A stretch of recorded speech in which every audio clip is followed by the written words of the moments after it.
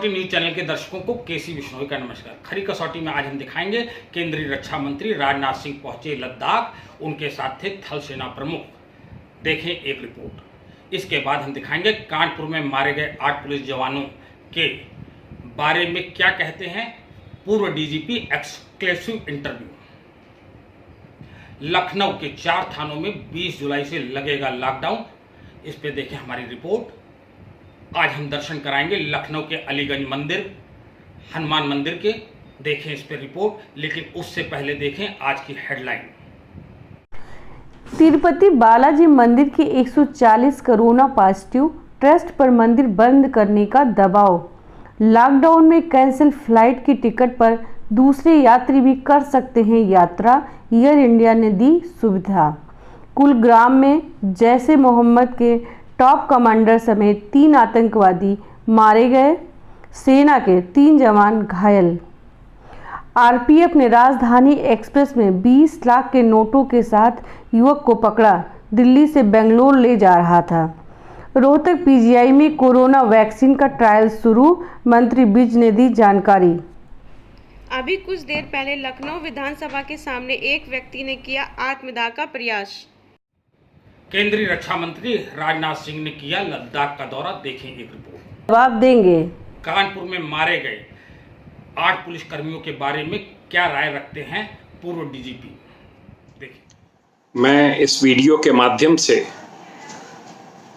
अपने सर्वोच्च न्यायालय के माननीय मुख्य न्यायाधीश व अन्य से ये करबद्ध मेरी प्रार्थना है कि कृपया करके ऐसा कोई निर्णय ना पारित करें जिससे कि पूरे पुलिस बल का मनोबल टूट जाए।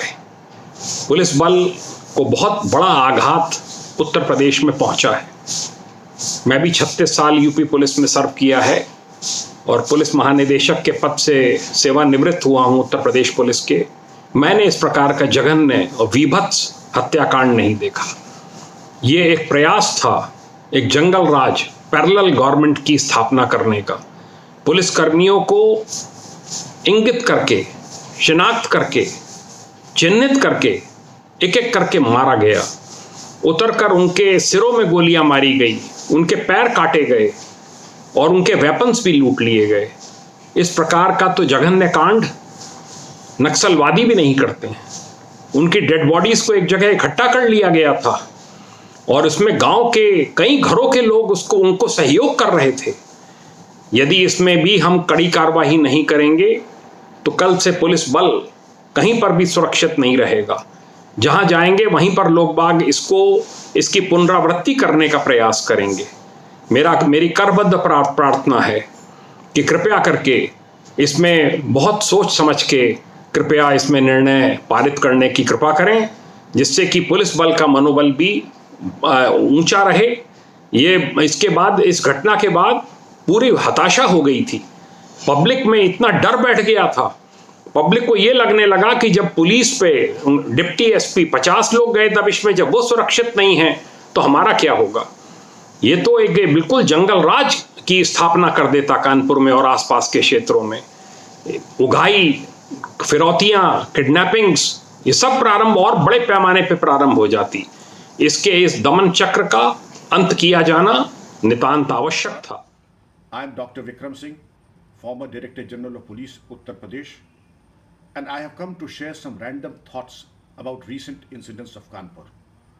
The UP Police, under the able guidance of Mr. Hitesh Awasthi, Director General of Police, Mr. Prashant Kumar, ADG Law and Order, the Kanpur Police and the STF have done a commendable job and the professional competence of the highest order. They ran the extra mile to safeguard you and me. But I am also saddened by the fact that some of us are choosing to criticize the just and the gallant action of the UP police, which is totally unjustified and uncalled for. May I request, please introspect and think that what was done by Mr. Hitesh Awasthi and his gallant team was on the call of duty. And if they expose themselves and their families to the gravest of risk, it is to safeguard you, me, the state, and the average citizen. of the state and the country. Lucknow के 4 थानों में लगेगा lockdown 20 जुलाई से। प्रदेश के मुकाबले अब राजधानी में कोरोना संक्रमण की दर भी बढ़ गई है।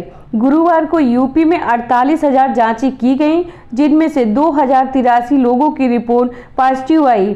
इस हिसाब से संक्रमण दर 4.33% रही। दूसरी ओर लखनऊ के केजीएमयू में ही गुरुवार को 3,959 सैंपल जांचे गए, जिनमें से 300 सैंपल कोरोना के पॉजिटिव निकले।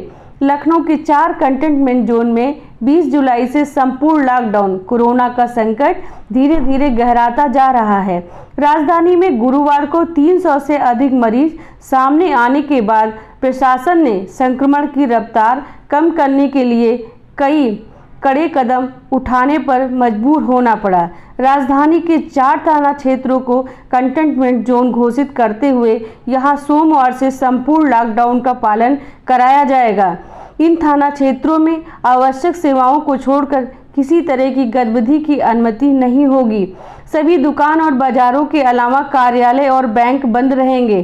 गुरुवार को कार्यालय में देर रात एक अहम बैठक बुलाई गई, जिसमें कोरोना की रोकथाम के लिए तमाम फैसलों पर विचार विमर्श किया गया। बैठक में मंडला आयुक्त व जिला अधिकारी भी मौजूद थे।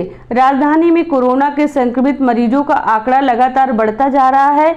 सबसे अधिक प्रभावित 4 थाना क्षेत्रों में गाजीपुर में 31, आसियाना में 29, इंदिरा नगर में 20 और सरोजनी नगर में 20 कंटेनमेंट जोन बनाए गए हैं। अपनी सहयोगी लक्ष्मी के साथ मैं सरोज त्रिवेदी, खरी कसौटी न्यूज के लिए। हम आपको दर्शन कराएंगे लखनऊ के हनुमान मंदिर जो अलीगंज में स्थित है।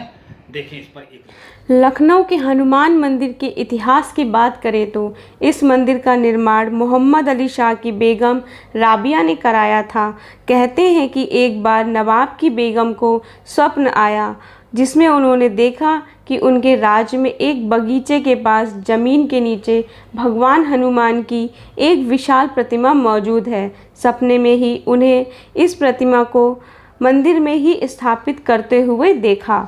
कुछ समय बाद जब बेगम को पुत्र की प्राप्ति हुई तो नवाब ने उस स्थान की खुदाई के दौरान उस स्थान पर भगवान हनुमान की प्रतिमा मिलने पर सबको ताज्जुब हुआ। तब नवाब ने आदेश दिया कि इस मूर्ति की स्थापना बड़े इमामबाड़े के पास एक मंदिर बनाकर उसे स्थापित कर दिया जाए। जब मूर्ति को बड़े इमामबाड़े के लिए ले जाया गया तो ये देखा हाथी उस मूर्ति को उठाकर चल रहे थे और अलीगंज के पास आराम करने के लिए बैठ गए। बाद में उन हाथियों को उठने के लिए काफ़ी मेहनत की गई, लेकिन सब व्यर्थ गई और हाथी खड़ा नहीं हुआ। तब फिर नवाब ने उस स्थान पर मंदिर बनाने का आदेश दिया। इस प्रकार अलीगंज में हनुमान मंदिर की स्थापना हुई। इसकी मान्यता की चर्चा बहुत दूर दूर तक फैली हुई है। जो भी भक्त मंदिर के एक बार दर्शन कर ले उसकी सारी मनोकामना पूर्ण होती है। जो भी भक्तगण सच्चे मन से दर्शन करने आते हैं उनके सारे कष्ट दूर हो जाते हैं। साल जेठ मास के प्रति मंगलवार को बड़े मंगल में आयोजन होता है। मेले में आने वाले लोगों की संख्या काफ़ी भारी होती है। भक्तगण दूर दूर से आकर दर्शन करते हैं और अपनी मनोकामना मांगते हैं और उनकी मनोकामना अवश्य पूर्ण होती है, ऐसा वहाँ के लोगों का कहना है। मैं खरी कसौटी न्यूज़ चैनल से कैमरामैन रवि के साथ लक्ष्मी। अयोध्या से बिठूर जा रहे थे, संध्या हो गई थी। शाम को यहाँ हनुमान जी माता के पहरे में थे, तब से ये मंदिर बना हुआ ऐसा प्रमाण मिलता है। और ये टीले वाली मस्जिद लक्ष्मण डेरा, लखनऊ लक्ष्मण जी की नगरी थी, तो वहाँ लक्ष्मण जी चले गए, हनुमान जी यहाँ पर है, उस समय का मंदिर है। इसके बाद हम चर्चा करेंगे कोरोना पर। कोरोना जो है इस तरह से फैल रहा है कि सिकुड़ने का, बंद होने का नाम ही नहीं ले रहा है। आज भारत की अगर हम बात करें तो 10 लाख से ऊपर भारत में इसके केस हो गए हैं और जिस तरह से भारत तीसरे नंबर पर आ गया है कोरोना संक्रमित देशों की सूची में, ये एक बहुत चिंता का विषय है। कोरोना से बचने के लिए अभी तक कोई स्थायी तौर से दवाई नहीं आई है, कोई वैक्सीन नहीं आई है। कहा जा रहा है कि रूस ने वैक्सीन बना ली है और कई जगह से खबरें आ रही हैं, लेकिन ये वैक्सीन अभी बाज़ार में नहीं आई है। बाज़ार में आने में 2 से 3 महीने कम से कम समय लगेगा। लेकिन ये बरसात का समय चल रहा है। बरसात के समय में जहाँ सर्दी, जुकाम, खांसी, दस्त, ये सारी बीमारियाँ, अगर हम ये कहें कि पूरे साल भर में जो बीमारियों का या संक्रमण काल का समय होता है वो बरसात का समय होता है। यहाँ पर पानी भर जाता है, बाढ़ आ जाती है और तमाम प्रकार की बीमारियाँ घर कर लेती हैं। उन बीमारियों से निपटने के लिए हमारे पास पहले ही कोई बहुत ठोस व्यवस्था नहीं है। वहीं दूसरी ओर कोरोना ने नाक में दम कर रखा है। वेंटिलेटर्स हैं नहीं, अस्पतालों में मरीज बहुत ज़्यादा मात्रा में हैं, उतनी हमारे पास सुविधाएं नहीं हैं। और जिस तरह से कोरोना फैल रहा है उसमें सिर्फ और सिर्फ एक ही उपाय है कि इस संक्रमण को कैसे रोका जाए। उसके लिए कड़ी को तोड़ने के लिए लॉकडाउन लगाना, जो कि उत्तर प्रदेश के मुख्यमंत्री योगी आदित्यनाथ ने शुक्रवार की रात 10 बजे से शनिवार और इतवार को लॉकडाउन पूर्ण रहेगा, जो सोमवार सुबह 5 बजे से खुल जाएगा। लेकिन जो लखनऊ के 4 थाना क्षेत्र थे उनमें लॉकडाउन 20 जुलाई से, मतलब आज रात से ही लग जाएगा, क्योंकि वहाँ पर कोरोना संक्रमण के ज़्यादा मरीज निकल रहे थे। और अब जो कोरोना संक्रमण के मरीज निकल रहे हैं तो उसमें से तमाम लोगों को घर पे ही क्वारंटाइन करके उनका इलाज किया जा रहा है। इसमें सिर्फ दूरी रखना, एहतियात रखना, ये प्रमुख चीज़ें हैं। गर्म पानी पीना, इम्यूनिटी को किस तरह से आप बढ़ा सकते हैं, इम्यूनिटी को बढ़ाने के लिए जो भी आप कर सकते हैं वो आप करें।